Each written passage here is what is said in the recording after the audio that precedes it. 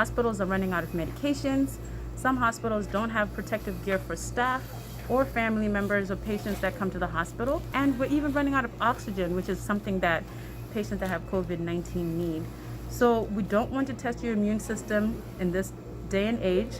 If you're feeling unwell, stay home. If you're exposed to somebody, stay home.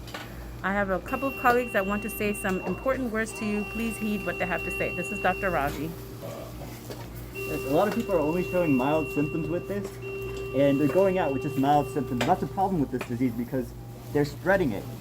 And they may go out, they spread it to their parents, their grandparents, and people who are dying with this. And you can think of it as your lungs being filled with fluid, like you're drowning. And once you get to that point where you're drowning, you need a ventilator to stay alive, and we're running out of that equipment for people. And we don't know who's going to do well, who's not going to do well. It's like you hit a tipping point, you start drowning, and you do really poorly, and we're running out of equipment in the hospital. Nearly everybody coming to the emergency department has this, and we're getting completely overwhelmed.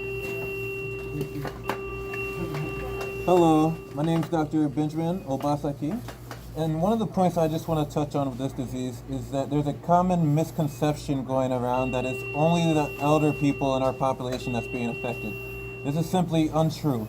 Every day we are having people, younger adults, come in who have very little comorbidities or other illnesses going on, who are being seriously affected by this illness. Affected to the point to where they have to be put on a ventilator just to breathe.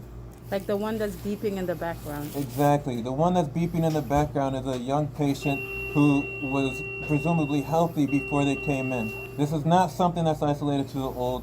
Please hear this warning and do whatever necessary to prevent this from spreading.